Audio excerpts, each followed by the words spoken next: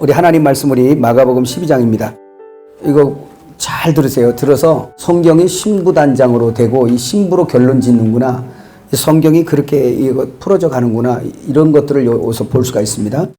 자, 성경을 오해한 사람들 일단 본문을 읽을 텐데요. 마가복음 12장 18절에서 34절 한번 같이 읽어볼까요? 시작. 부활이 없다 하는 사두개인들이 예수께 와서 물어 이르되 선생님이여, 모세가 우리에게 써주기를 어떤 사람의 형이 자식이 없이 아내를 두고 죽으면 그 동생이 그 아내를 취하여 형을 위하여 상속자를 세울지니라 하였나이다.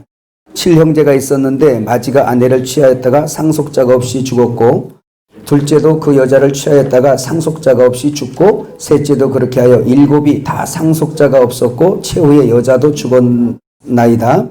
7사람이 다 그를 아내로 취하였으니 부활 때 곧 그들이 살아날 때 그 중에 누구의 아내가 되리까? 예수께서 이르시되 너희가 성경도 하나님의 능력도 알지 못함으로 오해함이 아니냐. 사람이 죽은 자 가운데서 살아날 때에는 장가도 아니가고 시집도 아니가고 하늘에 있는 천사들과 같으니라.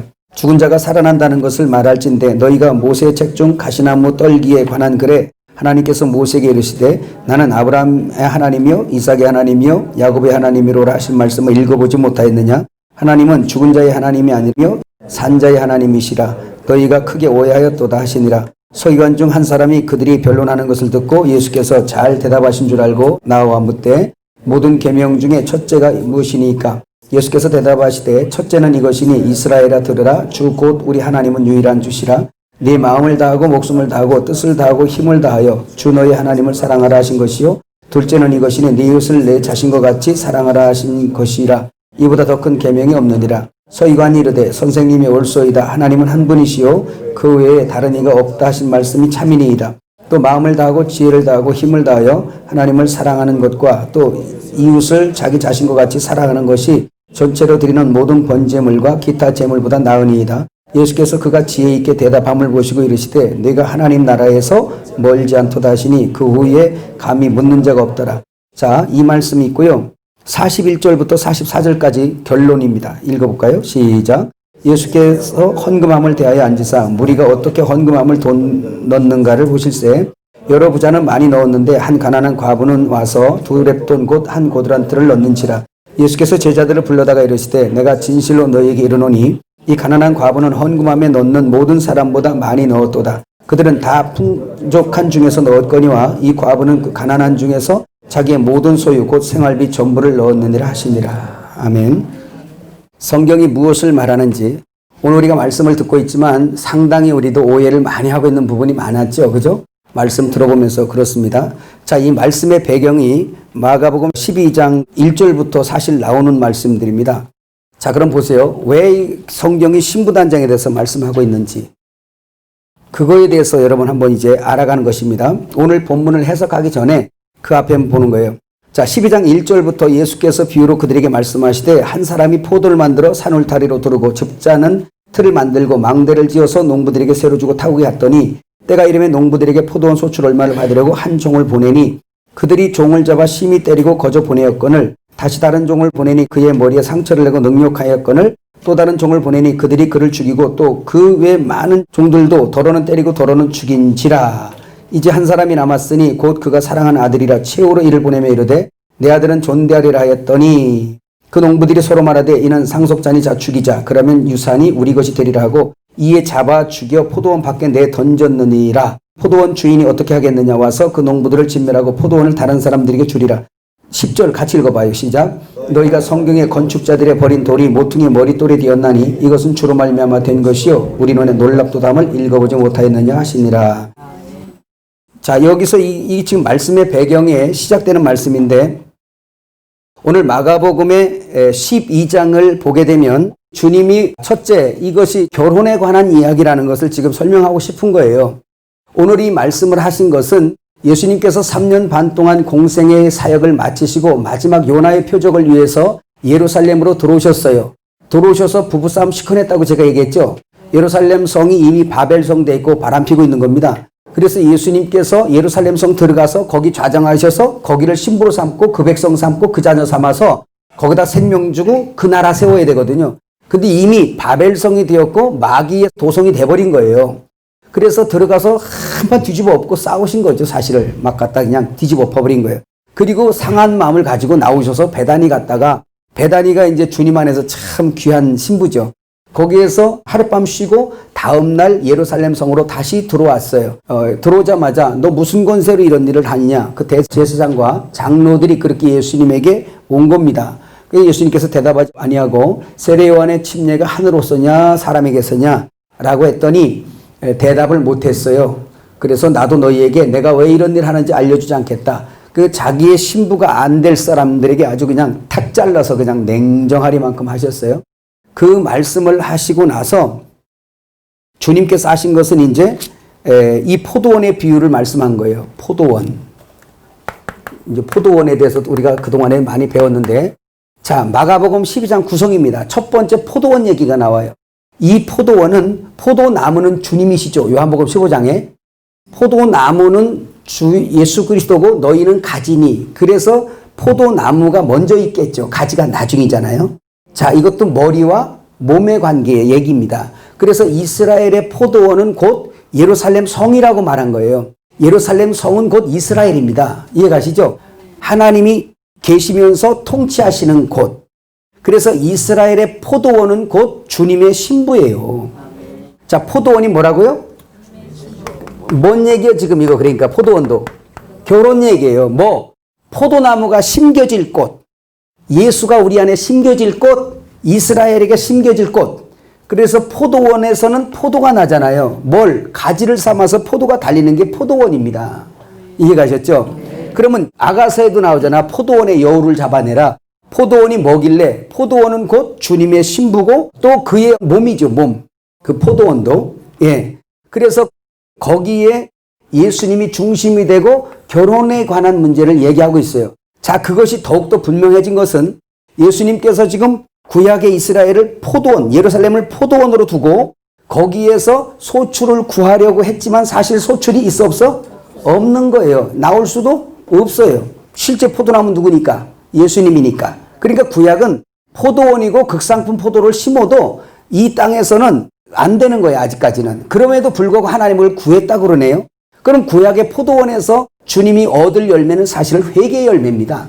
그죠? 그래서 그 예수를 바라게끔 그 신랑을 찾게끔 만들어 놓는 거죠. 근데 그 포도원을 경작했는데 열매를 안 보내네요. 회개를 안 하네요. 돌아오질 않네요. 주님께서 선지자를 계속 보냅니다. 소출 바쳐라? 안 바치네요. 결국은 지들이 다 먹어버리네요. 그래서 마지막에 이 아들을 보내면 새를 바치겠지? 라고 했더니 저는 상속자니 잡아 죽이고 이 포도는 우리가 차지하자. 그래서 예수님 쫓아내고 자기들이 예루살렘을 차지해버린 겁니다. 그러니까 주님의 여자여야 할 이 그 포도원이 지금 잘못되고 있는 거잖아요. 그죠? 그래서 그 포도원의 열매를 맺을 수 없는 그 자체가 주인을 몰라보는 건데 이 포도원 얘기가 나온 다음에 그 결론으로 어떤 건축 얘기를 하냐고요. 여러분, 이거 상식적으로 안 맞는 것 같은 거예요. 포도원이 이렇다라고 말씀해놓고 왜 건축에 대해서 말씀하냐고요. 자, 포도원 다음에 뭐 나와? 건축에 대해서 나와요. 여러분, 우리가 건축에 대해서는 많이 알아들었죠. 그죠? 거기 공과 보세요. 마가복음 12장 10절에 보면 너희가 성경의 건축자들이 버린 돌이 모퉁이 머릿돌이 되었나니 이것이 주로 말미암아 된 것이요 우리 눈에 놀랍다 함을 읽어보지 못하였느냐. 이렇게 말씀하고 있어요. 그죠? 근데 이 건축이 뭐예요? 이 건축이 베드로전서 2장 1절에서 10절 한번 읽어봐요. 이 건축이 무슨 건축인지 시작. 그러므로 모든 악독과 모든 기만과 외식과 시기와 모든 비방하는 말을 버리고 갓난아기들 같이 순전하고 신령한 젖을 사모하라. 이는 그로 말미암아 너희로 구원에 이르도록 자라게 하려 함이라. 너희가 주의 인자하심을 맛보았으면 그리하라. 사람에게 버림바가 되었으나 하나님께는 택하심을 입은 보배로운 뭐? 산돌. 돌은 돌인데 무슨 돌? 산돌이신 예수께 나아가 너희가 산돌같이 무슨 집?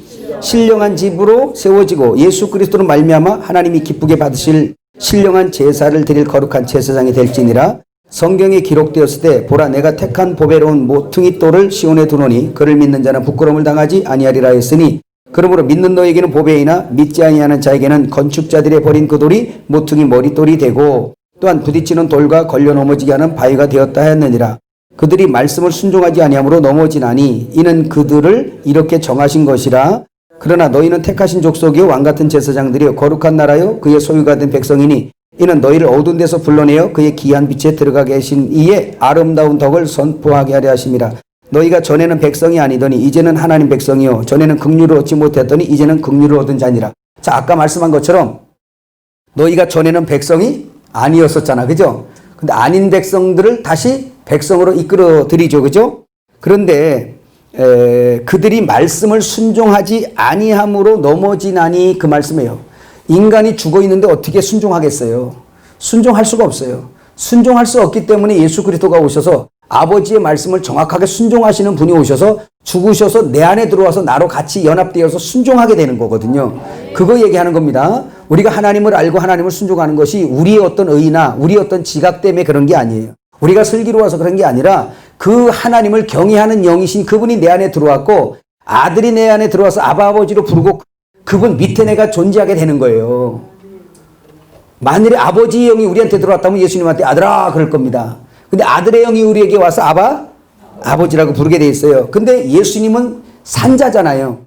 산돌이 내 안에 들어오셔서 나를 살려내서 산집, 신령한 젖을 먹음으로 아름답게 세워져가는 신령한 집으로 건축되어진다. 그 집이 바로 신부다. 그 집이 오늘날 뭐였어요? 교회였어요. 교회. 그 집이 결혼 얘기죠. 그리스도는 교회의 머리잖아요. 교회는 그의 몸이잖아요. 그죠? 그러니까 머리와 몸 사이는 무슨 관계? 결혼 관계. 한 몸 되는 결혼 관계. 여기까지 이해 가시죠?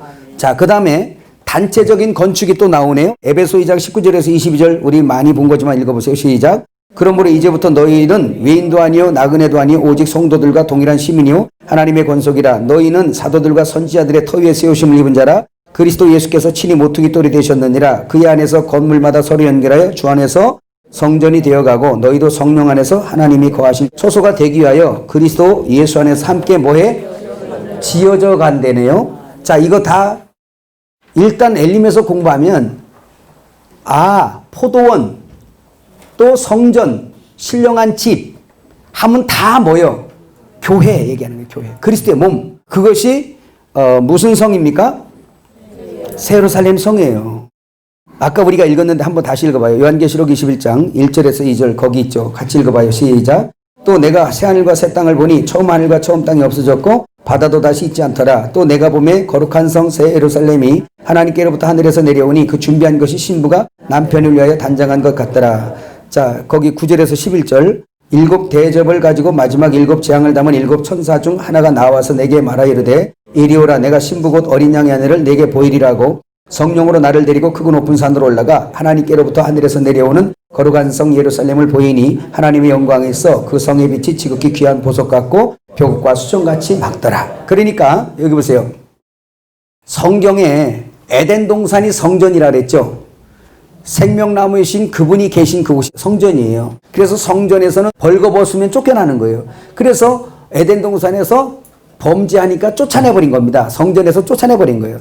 에스겔 43장에서 그 밖에 있는 사람을 예수님이 오셔가지고 끌고 성전 안으로 들어오죠. 우리가 그렇게 들어온 자들입니다. 성전 안으로. 그러니까 에덴 동산도 바로 그 성전이고 포도원도 성전이고 성막도 성전이고 교회도 성전이요. 성막, 성전 전부 다 뭐예요? 주님의 신부를 표상하는 것들이에요. 그래서 교회를 지나서 뭐가 돼? 새 예루살렘 성이 되죠? 그래서 우리가 그 얘기했어요. 그래서 오늘 이 포도원 얘기하고 건축 얘기하는 게 다 한 얘기란 말이에요. 다 뭐다? 신부 만드는 얘기하는 거예요, 지금. 그게 엘림에서 계속 지금 신부단장 얘기하는 게 그냥 하는 게 아니라 여러 가지로 이렇게 말씀을 했지만 하나 말씀한단 말이에요. 하나. 그러니까 새 예루살렘 성으로 건축되게 하기 위하는 거죠. 이 목적 갖고 얘기하는 거예요.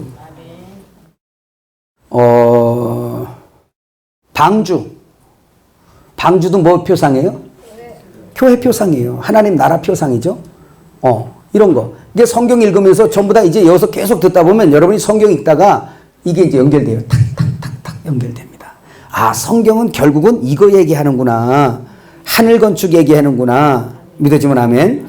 자, 그것을 남자와 여자로 세운다는 거죠. 이거의 처음 시작은 에덴 동산에 있는 거예요. 하나님의 뜻, 하나님의 영원한 갈망, 아들을 낳아놓고 그 아들이 보기에 심히 외로워 보여서 그 아들을 잠재워서 갈비뼈를 뽑아서 누구 만들어요? 하와를 만들어요. 여자예요. 돕는 배필로 지어요. 그래서 아담이 잠들어서 하나님이 그 갈비로 이렇게 여자 만드니까 이는 내 살 중에 살이요, 뼈 중에 뼈라 그래요. 소유권을 주장하네요. 내 거야 이렇게. 예. 자, 그런 것처럼 이 성도는 재질이 뭐냐면 주님의 살과 피예요. 주님의 옆구리, 머리에서 골을 빼서 만들었다면 우리가 예수님과 맨날 싸울 겁니다. 서로 똑같으니까. 근데 그게 아니라 여기서 안 빼고 우리를 뭘로 만들었어? 옆구리에 살과 피로 갈비뼈로 만드는 겁니다. 그래서 우리의 위치예요. 이 위치. 요 위치로 도로 돌아오는데 무지무지하게 어려워요. 너 나온 대로 들어가 그러는데 이렇게 힘든 거예요. 그래서 지금 결혼 얘기 계속 하는 거죠. 우리가 그 얘기했습니다. 교회는 아직까지 구별되어 있는 상태지만 아직까지 흙털기를 계속 해야 된다. 흙은 뭐라 그랬어요? 뱀의 양식이라 그랬죠. 뱀의 양식, 흙, 육신의 소욕, 육신의 열매. 그게 뱀의 양식이에요. 뱀 먹이, 세상 것. 그게 흙이니까 그걸 다 털어내서 완성된 것이 뭐예요?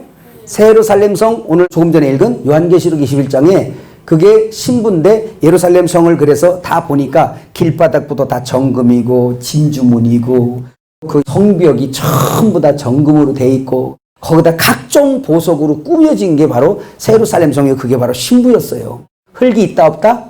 없다. 흙털기 끝. 옆 사람에게 한번 물어보세요. 흙털기 마치셨냐고. 아직도 여전하구만. 그래요? 그러니까 이거는 감추어진 거예요. 전에 말씀드렸죠. 겉에 있는 귀신을 잡아내기 위해서 그렇게 하지만 속의 말씀을 받아서 속에 있는 뱀 잡아내야 된다고. 근데 자꾸 속의 것은 속지요. 그럼 보세요. 마가복음 12장으로 다시 한번 성경으로 돌아갑니다. 성경 펴보세요. 거기 보면 1절부터 9절까지는 포도원에 대해서 말씀하더니 그 다음에 건축에 대해서 말씀하고 있어요. 자, 그 다음에 13절부터 17절까지 또 뭔 얘기를 또 계속 하시냐. 그들이 예수의 말씀을 책잡으려고 하여 바리새인과 헤롯 땅 중에서 사람을 보내며 와서 이르되 선생님 우리가 아노니 당신은 참되시고 아무도 꺼리는 일이 없으시니 이는 사람을 외모로 보지 않고 오직 진리로서 하나님의 도로 가르치심이니이다. 가이사에게 세금을 바치는 것이 옳으니까 옳지 아니하니까 우리가 바치리까 말리까 한데 예수께서 그 외식함을 아시고 이르시되 어찌하여 나를 시험하느냐. 데나리온 하나를 가져다가 내게 보이라 하시니 가져왔거늘 예수께서 이르시되 이 형상과 이 글이 누구의 것이냐. 이르시되 가이사의 것이니이다. 이에 예수께서 이르시되 가이사 것은 가이사에게 하나님의 것은 하나님께 바치라 하시니 그들이 예수께 대하여 매우 놀랍게 여기더라 그랬어요. 자, 여기까지 또 하나. 여기 보세요. 자, 여기도 결혼 얘기였죠. 이것도 포도원 결혼 얘기입니다. 자, 건축 결혼 얘기입니다. 그 다음에 무슨 얘기 나와요? 바로 따라 나오는 말씀이 형상 얘기 나오죠. 예수님을 책잡으려고 그 사람들이 와서 가이사에게 세금을 바치는 게 옳습니까? 아닙니까? 그들은 예수님을 잡으려고 했지만 이 오늘 가이사에게 바치는 이 형상 문제는 돈 문제가 아니라는 걸 여러분 이미 배웠어요. 그죠? 자, 이것을 잘못 해석해서 가이사 것은 그냥 11조 바친 나머지 거. 그게 가이사 거래요. 그러니까 그건 내 마음대로 써도 되고 하나님의 거는 11조니까 그건 하나님께 다 바치야지 네가 다 훔쳐먹으면 안 된다. 요렇게 가르치는데 맞아 안 맞아요? 안 맞아요. 그래서 제가 이걸 지금 연결해 주는 거예요. 이 말씀도 하나님의 형상 얘기예요. 결혼 얘기한 거예요. 이게 지금 우리가 그동안에 형상 많이 배웠죠. 창세기 1장 26절에서 28절 거기까지 보면 하나님께서 사람을 만들 때 뭐로 만들었다? 하나님의 형상으로 만들었다. 형상 다시 한번 얘기합니다. 말씀이 머리, 여기 몸이에요. 몸. 그러면 하나님의 형상 뭐라 그랬어요? 머리, 명령할 수 있는 자리. 헬라어로 케팔레. 케팔레가 뭐라 그랬어요? 주, 남편, 신랑, 왕 이런 뜻이에요. 하여튼 명령의 윗자리 얘기하는 겁니다. 그래서 이 말씀을 받고 살 수 있도록 만들어 놓고 주님이 에덴 동산에서 말씀한 거예요. 이거는 먹어라, 먹지 마라. 다 너에게 줄게. 네가 정복하고 다 다스려라. 그리스도에게 하신 말씀이지 사실은 이제 영적으로는. 근데 지금 우리가 볼 때 하나님의 말씀을 받고 살아야 복을 받도록 만들어진 거죠. 하나님의 형상으로 지어진 겁니다. 그런데 뱀의 미혹을 받아서 하나님을 떠나고 뱀을 갖다가 달았네요. 뱀을 갖다 다르니까 뭐요? 뱀이 돼버린 거예요. 그래서 그때부터 인간이 다 무슨 형상으로 전락됐어요? 뱀의 형상으로 됐어요. 그 뱀이 뭐로 표상이냐? 적그리스도로 표상인 겁니다. 그 예수님의 초림 때는 로마 얘기고요. 적그리스도가. 지금 마지막 때는 이 짐승 적그리스도예요. 그 로마 시대 때 그 짐승이 누구예요? 가이사예요. 그러니까 가이사의 거다라고 하니까 그래 그럼 가이사 것은 가이사에게 줘라. 돈 얘기하는 게 아니라 형상 얘기를 하랬죠. 그러니까 예수님이 이거 얘기하는 거예요. 나는 네 속엔 내 형상을 바란다.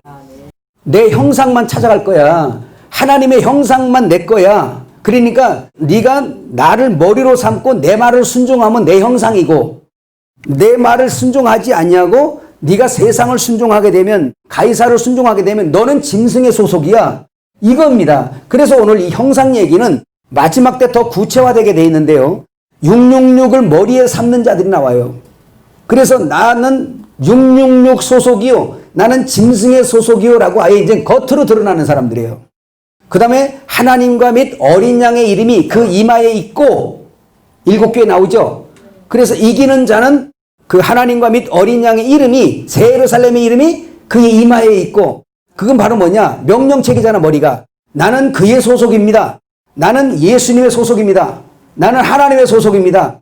그 보좌에서 흘러나오는 생수 성령의 통치를 받는 그의 몸이요 그의 밭이요 그의 집이요 그의 여자입니다. 이게 소속이에요. 그래서 마지막 때 뱀의 소속과 주님의 소속이 갈라지는 겁니다. 누구 말을 순종하느냐는 거예요. 네가 그리스도를 순종하면 너는 하나님의 형상일 것이고 뱀을 순종하면 너는 뱀의 형상이라는 거예요. 그러니까 그건 짐승 형상이고 가이사 형상이에요.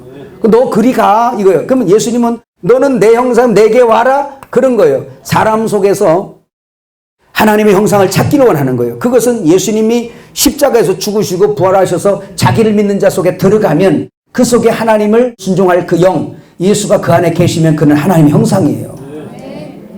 이해가셨죠? 그러니까 형상 문제는 부분 문제예요. 교회는 그의 이제 지우고 여기에 이제 예수 그리스도가 계시네요. 그러면 그분의 말씀을 머리로 삼아 순종되어지는 자들을 뭐라 그런다? 교회라 그래요. 뭐라고요? 그 몸이 뭐예요? 교회예요. 교회가 뭐예요? 신부예요. 그러나 완성된 신부가 아니죠.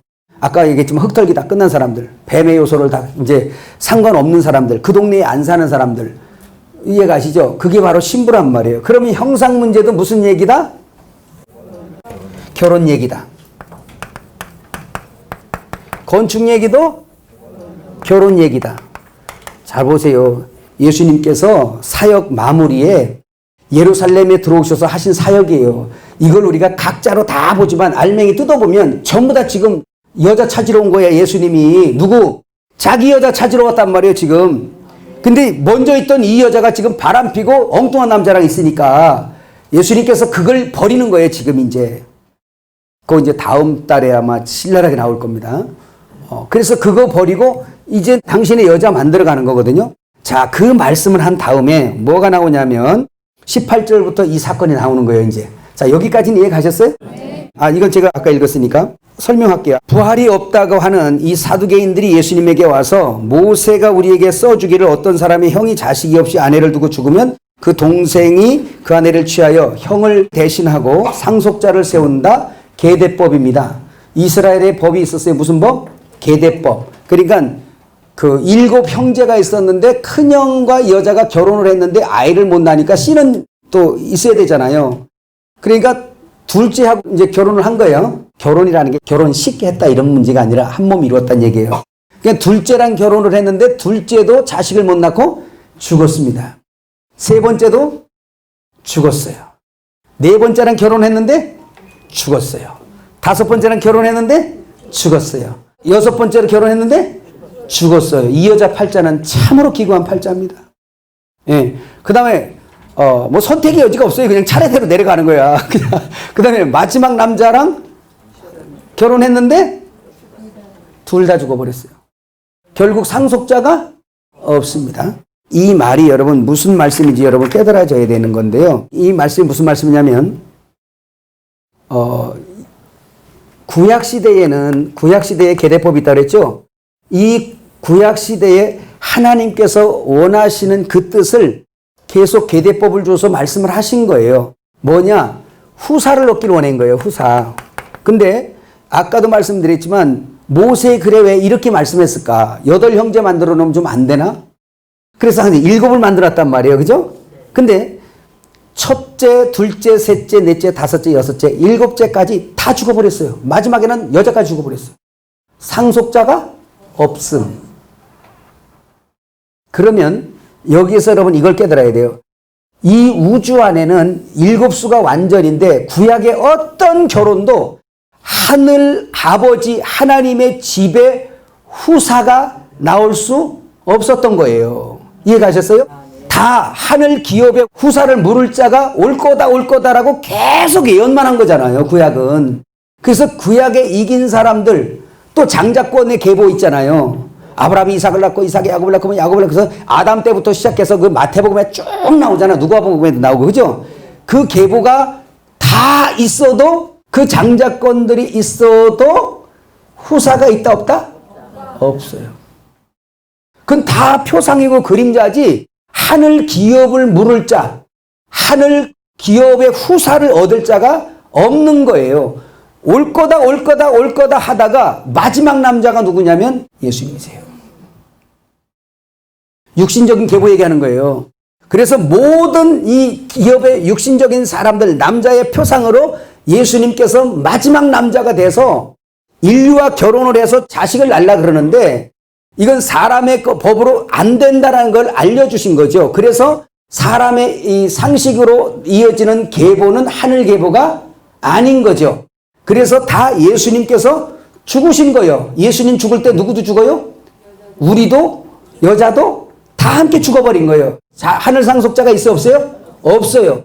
그런데 하나님께서 다시 살려서 부활하셔서 그 예수 그리스도의 육신 안에 있던 그 생명의 부활, 그 씨를 우리가 받아서 하늘 기업을 물을 후사가 생겨난 거예요, 이제. 그러니까 부활하신 예수님으로부터 하늘 기업을 물을 자가 나오는 거란 말이죠. 그 구약에서는 나와 안 나와? 안 나와. 남자도 여자도 다 죽고 하늘 기업을 물을 후사가 안 나오는 거예요. 그 예수님의 그 계보는 육신의 계보 얘기한 거예요, 그게. 그러나 멜기세덱의 반차로 오게 만들잖아요. 그죠? 자, 이걸 통해서 이 세상의 모든 결혼은 전부 다 영적인 결혼에 대한 뭐라 그랬어요?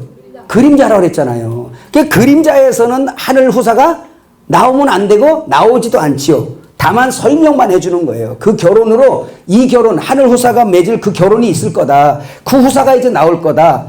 그래서 구약은 예수님이 오실 거다, 참 신랑이 올 거다를 계속 그것만 하다 끝난 겁니다. 그 마지막 사람 육신을 입은 누구? 예수님이 죽으심으로 여자인 우리도 같이 죽어버린 거예요. 자식 없이. 이게 그런 내용입니다. 그래서 이건 바로 뭐냐? 혈육의 모든 것은 전부 다 없다. 자, 보세요. 이제 이게 풀릴 겁니다. 구약에 보면 아브라함이 이삭을 낳을 때 아브라함이 몇 살에 나요? 100세에 낳잖아요. 75세에 그걸 약속하면서 25년 동안이나 침묵하시며 기다리고 또 기다리고 했는데도 안 와. 그러니까 이 지금 할아버지 할머니가 둘이 지금 이제 실망이 보통이 아닌 거죠, 이게. 이제는 당신도 봐도 이제는 다 경수도 끊어지고, 나도 이제는 가망이 없고, 야, 이제는 인간적, 생물학적 생산 능력이 완전히 좌절된 상태에서 주님은 그때까지 기다리신 거죠. 왜? 하늘의 기업 물을 자는 인간의 방법으로 나오는 게 아니라 하나님의 능력으로 될 거다라는 걸 알려주는 겁니다. 그래서 급하지만 하나님은 아브라함이 다 포기할 때까지 인간적 생산 능력이 다 쇠해질 때까지 기다린 거예요. 그렇게 되었을 때 하나님의 능력으로 누가 나와? 이삭이 나오는 겁니다. 또 마리아 보세요.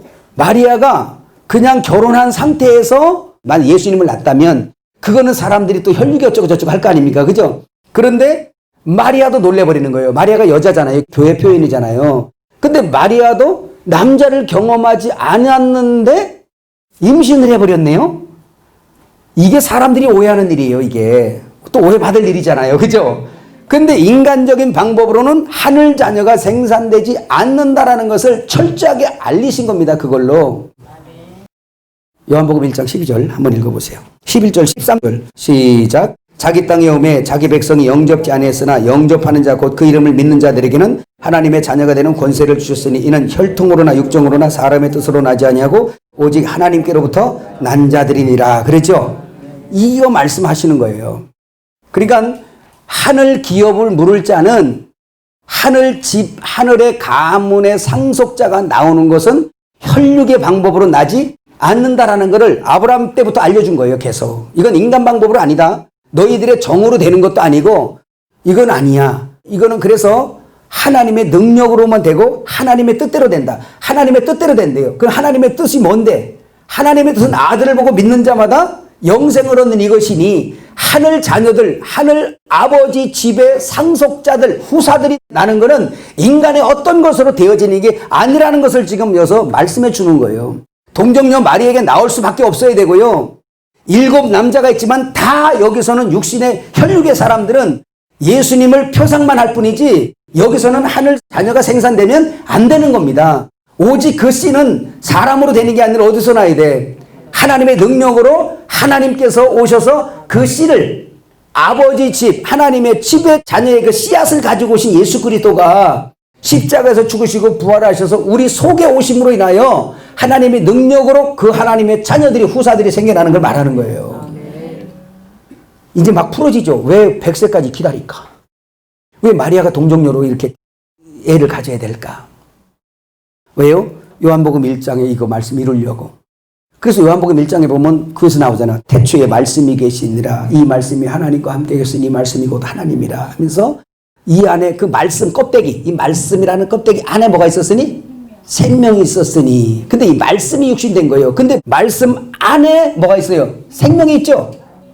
근데 이 말씀이 육신돼 버리니까 예수님의 겉에 육신은 껍질인 거죠. 그 껍질 속에 뭐가 있었어요? 하나님의 생명이 있는 겁니다. 이해가셨어요? 그러니까 그 껍질이 어디서 벗겨져? 십자가에서 벗겨지는 거예요. 그리고 나서 부활의 생명으로 나오시고 그 부활의 생명이 우리 안에 옴을 통하여 그분의 몸을 입으신 거죠. 이해가셨어요? 그게 이제 결혼인데 이거는 사람의 뜻으로 나지 아니하고 오직 하나님의 뜻으로만 난다. 이게 하나님의 집이에요. 이건 사람의 것으로 안 돼요. 이건 오직 하나님의 열심으로만 가능한 얘기예요. 이거는. 우리는 그 안에 들어온 자들이에요. 그래서 26절 27절에 죽은 자가 살아난다는 것을 말할진대 너희가 모세 책 중 가시나무 떨기에 관한 글에 하나님께서 모세에게 이르시되 나는 아브라함의 하나님이요 이삭의 하나님이요 야곱의 하나님이로라 하신 말씀을 읽어보지 못하였느냐? 하나님은 뭐요? 죽은 자의 하나님이 아니요 산자의 하나님이시라 너희가 크게 오해하여 도달했어요. 그러니까 산자의 하나님이시니까 산자의 하나님, 산자의 아버지, 산자의 남편이에요. 그럼 어떻게 삽니까? 율법으로 살았나요? 믿음으로 산 자. 아브라함의 하나님, 이삭의 하나님, 야곱의 하나님, 곧 산자의 하나님. 무엇으로 산다? 믿음으로 살아나 버린 거예요. 누구를? 그리스도를 믿음으로 말미암아 그분을 내 안에 영접하게 됐잖아요. 믿음으로 말미암아 그리스도가 내 마음에 계시게 하옵시고 그래서 그분과 연합돼 버린 거예요. 그러니까 오늘 여기에서 죽고 부활한 자들은 시집가거나 장가가는 일이 없으며 라는 말이 성립되는 거예요. 그 육신의 결혼은 하늘나라에 관계가 없는 겁니다. 그러고 나서 부활 후에는 천사들 같고 부활 후에는 결혼이 하나밖에 없기 때문에 그래요. 그리스도와 교회에 관한 연합된 것을 결혼으로 표상해버린 겁니다. 그러니까 이 땅의 모든 결혼은 그리스도와 교회가 결혼한 그거에 대한 그림자들이에요. 다. 그러니까 이 그림자는 그냥 없어지는 거지 그림자에서 실제 하나님의 나라의 어떤 자녀가 생산되거나 하나님 나라의 어떤 여자가 생겨나면 돼야 안 돼요? 안 되죠. 육신으로 낳는데 하나님 자녀가 나와요? 안 되죠. 육신은 육신으로 나면 육신은 죽어버려요. 그 자식은. 근데 하나님의 능력으로 된 그 하나님의 생명을 받아놓은 자식, 그 씨, 하나님 나라의 후사, 상속자, 기업 물을 자. 그럼 뭘로만 돼? 하나님의 능력으로만 되는 거예요. 그 씨로만 가능한 거예요. 성경은 그걸 얘기하는 거예요. 그러니까 구약과 이 세상에 보여지는 모든 것들이 전부 다 그림자라는 걸 알 수 있는 거죠. 그러니까 이건 뭐냐? 다 다 그림자 세상은 그 실제를 자꾸 이렇게 드러내는 겁니다. 제시하는 거예요. 이거다. 이게 실제야라는 거예요. 그래서 오늘 여기서 보니까 부활 후에 결혼도 결혼 얘기하는 거예요. 이거. 부활 후에는 결혼이 없다고 그러죠? 영원한 결혼으로 가는 겁니다. 그래서 이것도 뭔 얘기요? 내내 결혼 얘기예요. 자, 그 다음에 한번 말씀 또 봐요. 28절부터 서기관 중 한 사람이 그들이 변론하는 것을 듣고 예수께 잘 대답하신 줄 알고 나와 묻되 모든 계명 중 첫째가 무엇입니까? 하면서 29절에서 31절까지 보니까 첫째는 이것이니 이스라엘아 들으라 주 곧 우리 하나님은 유일한 주시라 내 마음을 다하고 목숨을 다하고 뜻을 다하고 힘을 다하여 주 너희 하나님을 사랑하라 하신 것이요 둘째는 이것이니 네 이웃을 내 자신과 같이 사랑하라 하신 것이라 이보다 더 큰 계명이 없느니라 그러죠. 자, 그런데 서기관이 참 괜찮은 사람이에요. 서기관이 이르되 선생님이 옳소이다. 하나님은 한 분이시요 그 외에 다른 이가 없다 하신 말씀이 참이니이다. 또 마음을 다하고 지혜를 다하고 힘을 다하여 하나님을 사랑하는 것과 또 이웃을 자기 자신과 같이 사랑하는 것이 전체로 드리는 모든 번제물과 기타 제물보다 나으니이다. 예수께서 그 말씀 들으시기 이랬어요. 그가 지혜 있게 대답함을 보시고 이르시되 네가 하나님 나라에서 멀지 않다. 이야, 이 말, 이 서기관이 이 말을 들었어요. 여러분 보세요. 지금 결혼 얘기 나왔잖아요. 결혼하고 났는데 뭐가 나왔어요? 부부계명이 나왔는데 그 부부계명이 뭐였어? 십계명이었어요. 십계명. 자, 보세요. 우리가 그간 알았죠? 십계명에 대해서 공부했죠? 자, 한 5분 안에 한번 정리해 봅시다. 1에서 4계명을 순종하게 될 때 신랑이신 머리이신 그리스도와 내가 하나가 되는 거예요.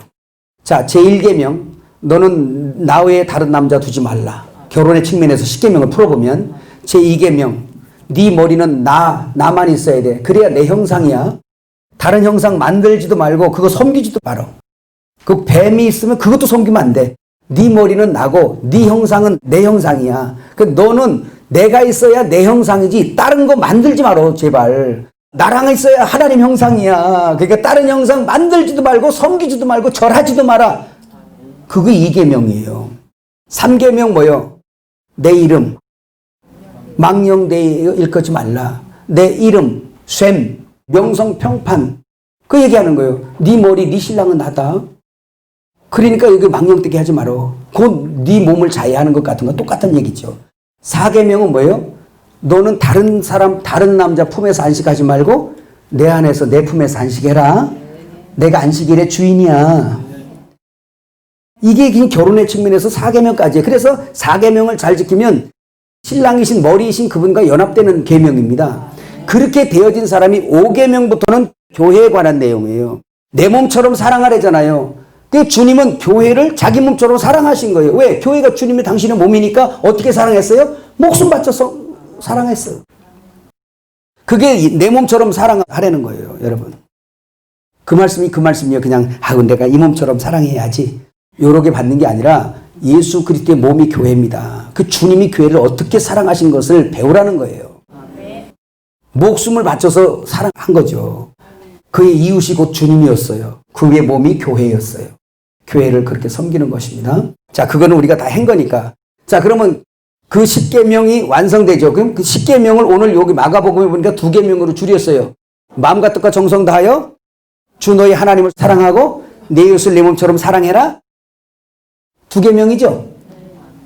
요한복음 13장 34, 35절에 뭐라 그랬어요? 3계명을 너에게 주노니 너희는 서로 사랑하라. 3계명. 아, 사랑이었네. 3계명이 뭐였어요? 사랑이었어요. 죄인에게 사랑하라 그러니까 해 못해? 흉내만 내지 못해요. 그래서 사람은 할 수 없을 때 하나님은 다 할 수 있다. 마태복음 19장 26절에 다 할 수 있다.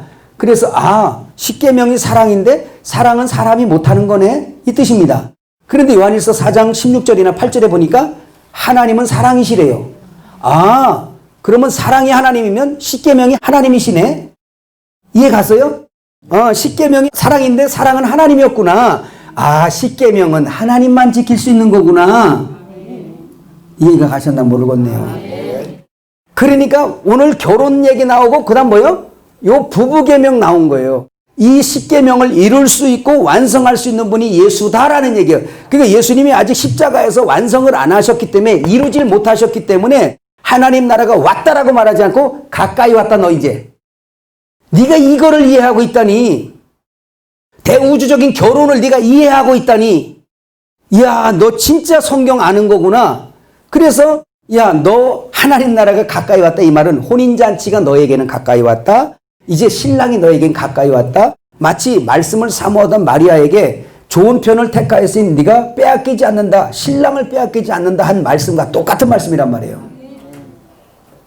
이해가셨어요? 그래서 이게 부부계명인 거예요. 부부계명. 기가 막히죠? 그래서 이 부부계명을 우리가 어떻게 한 것이 아무것도 없고 예수님께서 십자가에서 완전히 다 이루어 놓으시고 우리에게 오심으로 인해서 이제 우리가 그분과 연합되고 부부가 된 거예요. 영적으로. 예수님이 신랑이신 거 믿으십니까?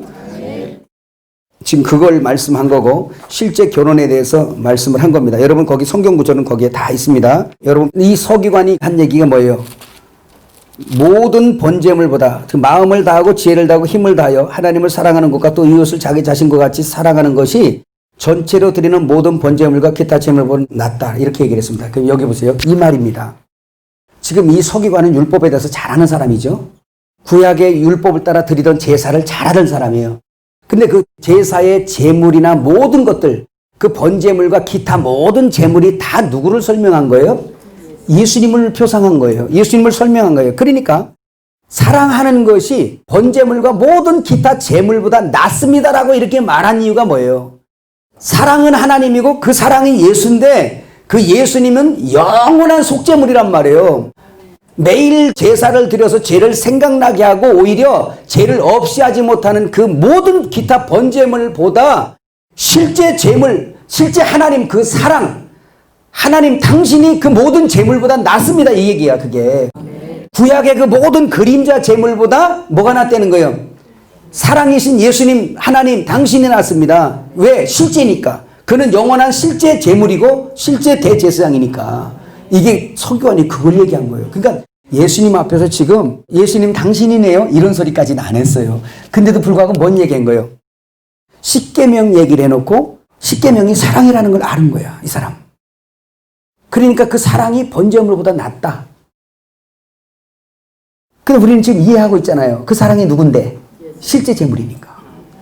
이전에 기타 번제물들은 다 뭐예요? 그림자 제물이에요. 영원히 속죄도 못하는, 오히려 죄를 더 생각해내는 그런 번제물이에요. 근데 예수님은 단번에 끝내는 거, 그거. 여러분 그거 한번 읽어보세요. 히브리서 10장 1절에서 18절. 그거 한번 읽어봐요. 여기 아주 설명 잘 해놓은 거죠. 그게.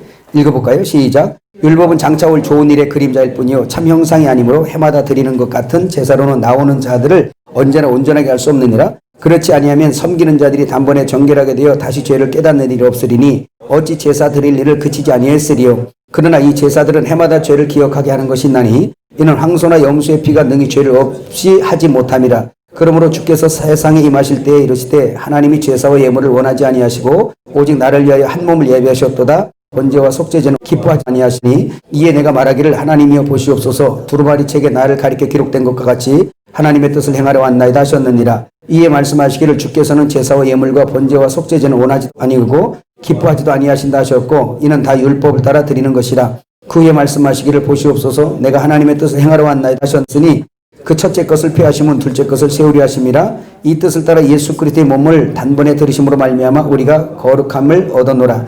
제사장마다 매일 서서 섬기며 자주 같은 제사를 드리되 이 제사는 언제나 죄를 없게 하지 못하거니와 오직 그리스도는 죄를 위하여 영원한 제사를 드리시고 하나님 우편에 앉으사 그 후에 자기 원수들을 자기 발등상 되게 하실 때까지 기다리시나니 그가 거룩하게 된 자들을 한 번 제사로 영원히 온전케 하셨느니라. 또한 성령이 우리에게 청언하시되 주께서 이르시되 그날 후로는 그들과 맺을 언약이 이것이라 하시고 내 법을 그들의 마음에 두고 그들의 생각이 기록하리라 하신 후에 또 그들의 죄와 그들의 불법을 내가 다시 기억하지 아니하라 하셨으니 이것들을 사하셨은즉 다시 죄를 위하여 제사 드릴 것이 없느니라. 보세요. 십자가에서 죽으셔서 영원한 속죄물로 죽으셔서 그 죄를 다 없이 한 다음에 그 이후에는 영의 역사라는 거예요. 그 신, 그 영을 사람의 마음 가운데 보내서 그들의 강팍한 마음을 부드럽게 하고 하나님의 율례와 법도를 지켜내게 한다는 거예요. 누가? 그 영, 그 신이. 예레미야 31장에 나오잖아요. 에스겔 36장 26절에도 나오고. 그게 구약에서도 예언된 거예요. 그러니까 이건 율법에서 드리는 모든 번제물 같은 거는 죄를 없이 하지 못한다. 다만 실제 제물이 올 거라는 설명해주는 그런 제사를 계속 드린 겁니다. 그러니까 이 서기관이 그걸 아는 거예요. 아, 이 번제물 문제가 아니라 그 사랑이 하나님인데 그 하나님 예수 당신이 사실은 뭐라는 거예요? 모든 번제물보다 낫다. 이걸 깨달으니까 율법을 제대로 깨달은 거죠. 깨달으니까 너에게 하나님의 나라가 가까이 왔다. 손 빼버린 겁니다. 자, 시간이 없으니까 마지막 요거 하고 마칩시다. 그 뒤에 이제 이 결론이 뭐냐? 결론이 그겁니다. 자, 여기서 부부계명을 지나서 여러분 아까 읽은 성경 12장 41절에서 44절 거기 보니까 과부의 두렙돈 얘기가 나오네요. 그죠? 이거 지금 우리가 설교를 하면서도 많이 얘기할 때 과부의 두렙돈 얘기하면서 얼마나 헌금 얘기 많이 했습니까? 그렇죠? 그러니까 이제 부자들은 많은 중에서 얼마를 냈는데 이 과부는 가난한 중에 이 지금 두렙돈 우리나라 돈으로 얼마 되나 200원 되나 모르겠어요. 2,000원 정도 돼요? 할렐루야. 그래 2,000원이에요. 근데 이 2,000원 밖에 없는데 2,000원을 다 드려버린 거예요. 그러니까 아우 저 사람은 다 낸 거야. 그러니까 그 믿음이 더 큰 거야. 야, 그러니까 자기 전 재산 다 드렸어. 그 믿음이야. 여러분들은 그렇게 해보세요. 라고 여기까지 끝내면 뭐예요? 돈 내라는 얘기밖에 안 되는 거예요. 근데 여기까지만 사용한 거예요, 우리가 많이. 근데 여러분, 지금 12장 1절부터 쭉 보니까 여기에 이제 과부 두렙돈 나와요. 이게 돈 얘기가 아니라는 거 이제 아실 건데, 그죠? 결혼 얘기잖아요, 결혼 얘기. 요것도 결혼 얘기예요, 요것도. 요것도 부부계명도 결혼 얘기예요. 왜 엘림이 자꾸 신부단장 하는지 아시죠? 부부가 이렇게 되기 위해서 어떤 사람이 부부가 되는지를 마지막으로 과부의 두렙돈을 가지고 설명해 놓고 마무리 지신 거예요, 12장을. 어떻게? 이 과부는 지금 이거 두렙돈 하나님 앞에 드리면 자기는 없는 자예요. 죽은 거나 마찬가지예요. 이 여자의 과부에다가 누구를 되냐? 구약의 과부가 한 사람 또 있는데 사르밧 과부를 여다 갖다 들여대 보세요. 엘리야는 예수님의 표상으로 그 사르밧 과부네 집에 방문을 했어요. 그죠? 그래 거기 갔더니 야 뭐 먹을 것 좀 있으면 줘봐. 뭘 갖고 왔어요? 아이고 밀가루 한 주먹하고 기름 조금 있는데 이거 마지막 남은 겁니다. 이거 먹고 이제 우리 죽으려고 지금 이거 놓고 있는 겁니다. 그러면 엘리야가 가서 그래 그거 먹고 모지라면 내가 해줄게 이래야 되잖아. 그거 마저 해먹고 그래 그거 해먹고 모지라면 내가 한번 축사를 하든지 뭘 해주지 내가 해줄게 이래야 되잖아.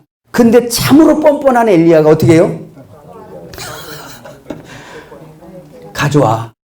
날 먹여라. 그 뜻이요. 날 먹여라. 그 뜻이요. 그럼 보세요. 이게 무슨 얘기예요? 지금 과부의 두렙돈이나 사르밧 과부의 그 마지막 남은 그거나 똑같은 얘기란 말이에요, 이게. 나는 이제 이거 드리면 나는 죽은 자요. 나는 없어요, 이제. 죽은 목숨이에요. 그거예요. 그럼 너의 마지막 그 죽은 거 있지? 없는 거. 너 그거 지금 마지막 생명이라고 붙들고 있는 거 있지? 그것까지도 다 내게 바쳐라. 나랑 같이 가서 십자가에서 죽자 이거지. 끝났다는 거야. 너는 없어 이제. 과부가 두렙돈까지 줬으면 없는 겁니다. 자기 의를 어떻게 아름답게 좀 이렇게 부하게 챙기던 그런 소유가 싹 거들나 버린 거예요. 거지가 돼버린 거예요. 자랑할 것도 아무것도 없어져 버린 거예요. 뭔가 조금 자랑할 만한 그 마지막 자랑거리까지 뭐예요? 전부 다 바쳐버린 거예요. 없는 거예요. 나는 이제 당신밖에 없습니다. 여기다가 또 사르밧 과부만 넣는 게 아니라 향유 부은 마리 갖다 넣어보세요. 자기의 전 재산 같은 향유를 마지막 당신이 나의 신랑이라고 해서 눈물로 그 발 닦고 거기다가 자기 머리카락으로 그거 닦아내고 거기다가 향유 쏟아 버버린 겁니다. 나는 이제 없어요. 당신밖에 없어요. 당신만이 나의 신랑이고 당신만이 나의 남편입니다. 이거예요. 무덤 앞에 있던 막달라 마리아를 여기다 갖다 넣어보세요. 많은 사람들이 아직 부자가 부자여서 집에 돌아갈 것도 있고 밖에 집에 갈 차비도 있고 다 가지고 있어요. 7 귀신 들렸던 이 여자는요. 7 귀신 들려 살다 보니까 자기의 이웃도 없고 친구도 없고 다 없다가 이젠 예수님 만나서 7 귀신 뭐요? 아까 7 형제 나왔잖아요. 이제 완전히 진짜 악했던 나고 죄인 되었던 난데 그거 해결해 주신 주님, 그 주님 너무 감사해서 이제 그 주님 쫓아다녔던 여자예요. 나는 당신밖에 없습니다. 이제 예수님 죽으시니까 돌아갈 데도 없어서 이제 무덤 앞에서 새벽을 눈물로 보내는 그 여자예요. 두렙돈 마주 맞춰서 없는 거나 사르밧 과부가 마지막 들여서 없는 거나 다 똑같은 거예요. 그러면 하늘에서 하늘 신부로 될 자들을 하늘 신랑이 원하는 게 뭐냔 말이에요. 내 생명은 끝났고 없습니다. 이제 당신 없으면 난 소망 없습니다. 이젠 세상 내 욕심은 다 끝냈습니다. 이거 설명한 거예요.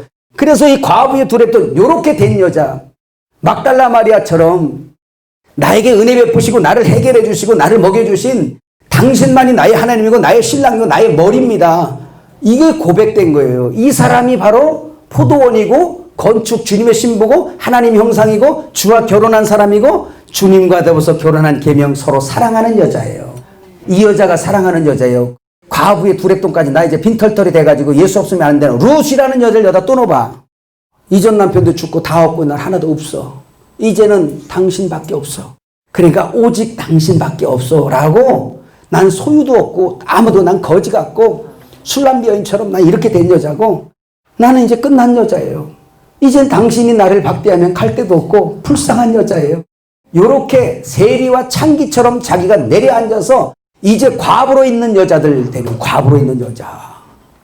이전에 율법과 결혼해서 거기서 죄 사망으로 죽은 걸 자인하고 인정하는 사람. 주님이 그런 여자랑 결혼하려고 그래. 참 진짜 우리 주님은 이 세상에 어떤 남자가 그런 여자랑 결혼하려고 그래. 괜찮은 여자랑 결혼하려 그지? 기왕이면 얼굴도 예쁘고 기왕이면 마음씨도 예쁘고 기왕이면 하나님도 믿고 기왕이면 거기다가 또 뭐 있어야 돼? 돈도 좀 있고 우리 총각들 그렇잖아. 우리 청년들 기왕이면 그런 여자 그치? 저기 있는 우리 자매들이 그랬다. 아이고 인생들아.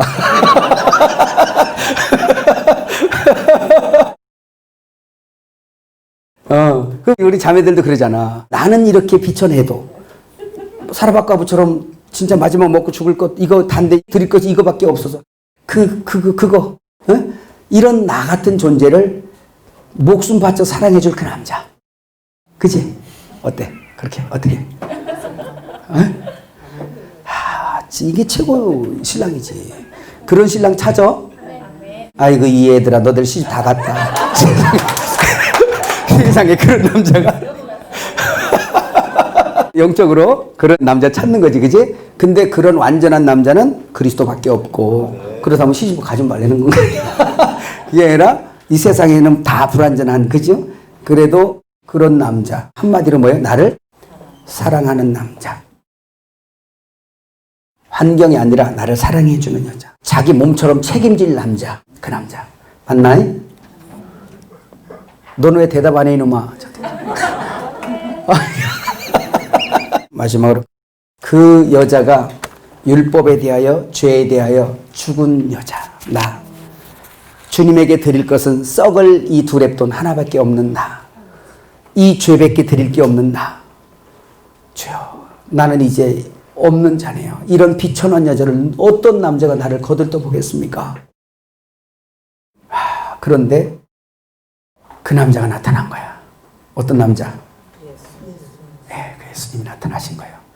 가장 비천하고 가장 아주 무력하고 아주 가장 그런 나약한 그렇게 되어진 강도 만나서 그냥 영적 성폭행 당하고 그렇게 된 나를, 이젠 누군가가 나를 살려주지 않으면 살 수 없는 나를 어느 날, 그것도 작은 분이 아니라 어마어마한 분이 온 거예요. 룻의 보아스 얘기입니다. 술람미 솔로몬 얘기입니다. 말도 안 되는 분이 와서, 믿어지지 않을 만큼 엄청난 분이 와서 나를 사랑해서 아주 미치겠다네. 밤잠을 못 자겠다네.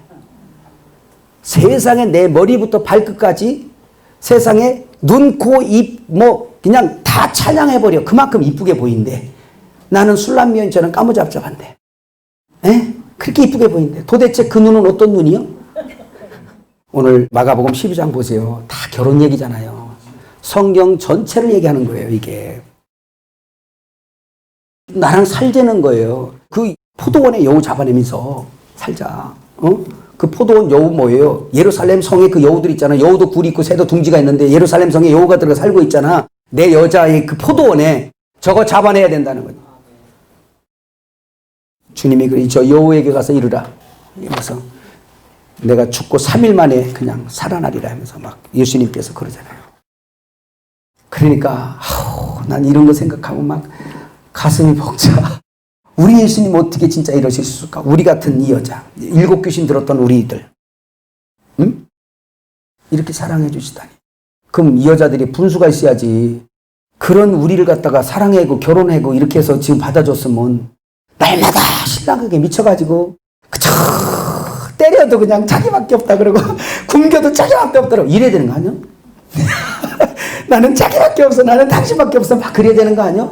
근데 소시적을 잊어먹어가지고 당신이 남편 맞아? 이제 이렇게 우리 이렇게 나가는 거야. 이제 하나님 맞아?